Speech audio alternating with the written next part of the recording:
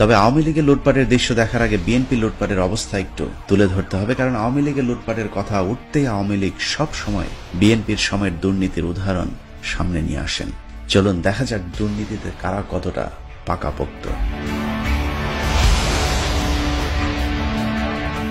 BNP Jamaat জোট সরকারের দুর্নীতির কথা বলতে গেলে সবার আগে চোখের সামনে যেটা ভেসে ওঠে তা হল বিদ্যুৎ খাতে তারেক রহমানের মহা লুটপাট। কিন্তু বিদ্যুৎ মন্ত্রী, প্রতিমন্ত্রী, জ্বালানি উপদেষ্টা কিংবা সংশ্লিষ্ট কোনো বিভাগের সাথে যুক্ত না থেকেও তারেক রহমান কিভাবে বিদ্যুৎ খাতে এত দুর্নীতি করল? তারেক রহমানকে বিদ্যুৎ খাতের সাথে জড়ানোর পেছনে কাজ করেছে তৎকালীন সময়ে এনটিভিতে দেয়া একটি সাক্ষাৎকার। পেট্রোলের দাম বাড়ার সাথে সাথে কিন্তু এনার্জি কিছু হবে, এটা একটা আছে। আমাদের দেশে ধরেন যেগুলা পাওয়ার স্টেশন আছে, বাংলাদেশের প্রেক্ষাপটে পাওয়ার স্টেশনে একটা কোয়াইট কস্টলি ব্যাপার। ওই সাক্ষাৎকারে তারেক রহমান স্বীকার করেন দেশে বিদ্যুৎ উৎপাদনে ঘাটতি রয়েছে। এছাড়া এখনকার নির্লজ্জ ক্ষমতাসীনদের মতো পূর্বের সরকারকে দোষারোপ না করে তিনি সকলের কাছে সংকট উত্তরণে সহায়তা চেয়েছিলেন। সবাই মিলে যদি আমরা একটা জিনিস চেষ্টা করি, আমার মনে হয় পাওয়ার ক্রাইসিসটা বহুলাংশে কন্ট্রোল করা সম্ভব। সাক্ষাৎকারের এক জায়গায় তিনি সন্ধ্যায় বাসাবাড়ি এবং মার্কেটে একই সাথে বিদ্যুৎ ব্যবহারের ফলে বাড়তি চাপের কথাও জানিয়েছিলেন। এই বক্তব্যকে আওয়ামী গুজব বাহিনী প্রচার করতে থাকে তারেক রহমান বলেছেন, একই সাথে বাসাবাড়ি এবং দোকানপাটে বিদ্যুৎ দেওয়া সম্ভব নয়। এভাবেই তারেক রহমানকে বিদ্যুৎ খাতে লুটপাটের সাথে ট্যাগ করা হয়েছিল। আপনি বাসায়ও কারেন্ট চাচ্ছেন, এট দ্য সেম টাইম আপনি চাচ্ছেন শপিং মলগুলোতে কারেন্ট। কোন গভর্নমেন্টের পক্ষে সম্ভব না। আওয়ামী লীগের নিয়ন্ত্রিত মিডিয়ার প্রোপাগান্ডা উইং কতটা শক্তিশালী তার আরেকটা প্রমাণ বিদ্যুতের খুঁটি নিয়ে তাদের মিথ্যাচার। বিএনপির সরকার নাকি বিদ্যুৎ না দিয়ে শুধুমাত্র খুঁটি বসিয়ে লুটপাট করেছে। কিন্তু আপনি একটু ভেবে দেখুন তো, বাংলাদেশের এমন কোন জায়গা আছে যেখানে মানুষের বাড়িঘর ছাড়াই বিদ্যুতের খুঁটি বসানো হয়েছে?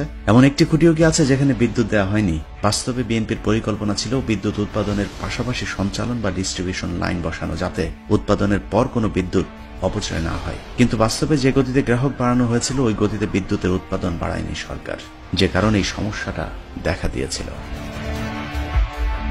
2001 সাল থেকে 2006 সাল পর্যন্ত 5 বছরে বিএনপি জামায়াত দেশের জাতীয় গ্রিডে মাত্র 80 মেগাওয়াট বিদ্যুৎ যোগ করতে সক্ষম হয়েছিল। যদিও আওয়ামী লীগ সরকারও গেল 13 বছরে স্থায়ী বিদ্যুৎ কেন্দ্রের মাধ্যমে যোগ করেছে মাত্র 300 মেগাওয়াট বিদ্যুৎ।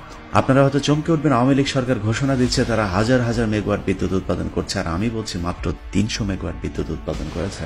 যে সত্যিই তাই, আওয়ামী লীগ যে হাজার হাজার মেগাওয়াট বিদ্যুৎ উৎপাদনের কথা বলছে তার সবগুলোই ভাড়াভিত্তিক বিদ্যুৎ কেন্দ্র থেকে সাময়িকভাবে ভাড়া নেয়া, যা অসম্ভব ব্যয়বহুল। উইকিপিডিয়ার তথ্য বলছে বিএনপি শাসনামলের শেষ বছরগুলোতে সারা দেশে বিদ্যুতের চাহিদা বৃদ্ধি পেয়েছিল 400 থেকে 500 মেগাওয়াটের মতো। 2005 সালের অক্টোবর মাস নাগাদ সারা দেশে লোডশেডিং এর পরিমাণ ছিল প্রতিদিন 500 থেকে 900 মেগাওয়াট। 2006 সালের মে মাস নাগাদ লোডশেডিং এর পরিমাণ দাঁড়ায় 1000 মেগাওয়াটে। এ সময় বিদ্যুতের দাবিতে বাংলাদেশের ইতিহাসের সবচেয়ে বড় আন্দোলন হয়েছিল চাঁপাইনবাবগঞ্জ জেলার শিবগঞ্জ উপজেলার কানসাটে।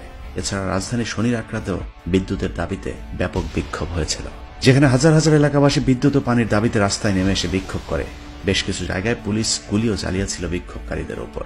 সারা দেশে ডজন খানেক মানুষ নিহত হয়েছিল অতি উৎসাহী কিছু পুলিশ অফিসারের কারণে। বলে রাখা ভালো, সেই ঘটনায় চাকরি হারায় পুলিশের একজন ওসি সহ 6 পুলিশ সদস্য। যেভাবেই বলুক, 2001 থেকে 2006 সাল পর্যন্ত সবচেয়ে অবহেলিত খাত ছিল বিদ্যুৎ খাত। তৎকালীন বিএনপি জামায়াত সরকার পদে পদে ব্যর্থতার পরিচয় দিয়েছে এই খাতটিতে। কিন্তু প্রশ্ন হচ্ছে, বিএনপি কি বিদ্যুৎ খাতে লুটপাট করেছিল? সেই প্রশ্নের উত্তর, এদেশে লুটপাট করে না কে। একটু কম আর একটু বেশি। যে দেশে করোনার মতো ভয়াবহ মহামারীতে রাজনীতিবিদদের চুরি ঠেকানো যায়নি, সেই দেশে বিএনপির রাজনীতিবিদেরা সবাই সৎ হবেন, এটা কল্পনা করা বোকামি। অতএব দুর্নীতি একেবারেই বন্ধ করার চিন্তা বাদ দিয়ে কোন দল কতটা চুরি করেছে আপাতত ততটুকু জেনেই নাকে তেল দিয়ে ঘুমায়। প্রথমে বিএনপি বিদ্যুৎ খাতে কত টাকার দুর্নীতি করেছিল সেটা জানতে আবারও একটু উইকিপিডিয়াতে ঘুরে আসা যাক। বিএনপি সবশেষ ক্ষমতায় আসে 2001 সালের শেষ দিকে। 2002-03 অর্থ বছরে বিএনপি সরকারের মোট বাজেট ছিল 44,854 কোটি টাকা। 2003-04 অর্থ বছরে মোট বাজেটের পরিমাণ ছিল 51,980 কোটি টাকা।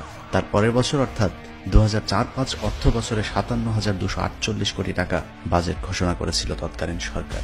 2005-06 অর্থ বছরে 61,058 কোটি টাকা এবং সবশেষ বছর অর্থাৎ 2006-07 অর্থ বছরে এম সাইফুর রহমান 69,740 কোটি টাকার বাজেট পেশ করেছিলেন। সব মিলিয়ে বিএনপি সরকারের 5 বছরের মোট বাজেট ছিল 2,84,880 কোটি টাকা। অন্যদিকে বর্তমান সরকারের শুধুমাত্র চলতি অর্থ বছরের বাজেট 6,78,064 কোটি টাকা। অর্থাৎ বিএনপির 5 বছরের বাজেটের চেয়ে আওয়ামী লীগের 1 বছরের বাজেট প্রায় 3 গুণ বেশি। বলে রাখা ভালো, বিএনপি সরকারের রেখে যাওয়া মাথাপিছু 6,000 টাকা ঋণের পরিমাণ এখন মাথাপিছু 96,000 টাকায় ঠেকেছে।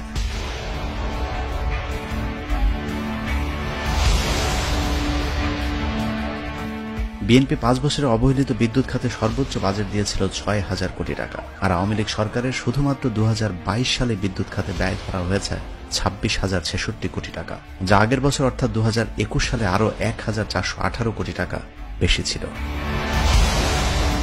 ধরে নিলাম বিএনপির 6,000 কোটি টাকার পুরোটাই তারেক রহমান আর খালেদা জিয়া লুটপাট করে বিদেশে পাচার করেছে। যদিও তারেক রহমানের বিরুদ্ধে 111 সরকার তো দূরের কথা, আওয়ামী লীগ সরকারও এখন পর্যন্ত বিদ্যুৎ খাতের দুর্নীতি সংক্রান্ত কোনো মামলা করতে পারেনি। তারপরে ধরে নিলাম বিএনপির সময় তারেক রহমান সবকিছু বেশি দামে কিনে সরকারি টাকা লুটপাট করেছে। এই যেমন তারেক রহমানের সময় বিদ্যুতের যে খুঁটি 4,700 টাকায় কেনা হয়েছিল, সেই খুঁটি কিনতে আওয়ামী লীগ সরকার খরচ করছে 3,44,000 টাকা। তারেক রহমানদের সময় প্রতি ইউনিট বিদ্যুৎ উৎপাদনে ব্যয় হতো 2 টাকা 55 পয়সা, আর হাসিনার ডিজিটাল কুইক রেন্টালে সেই খরচের পরিমাণ দাঁড়িয়েছে প্রতি ইউনিটে 100 থেকে 1,500 টাকা। জি ঠিকই শুনছেন, 2 টাকা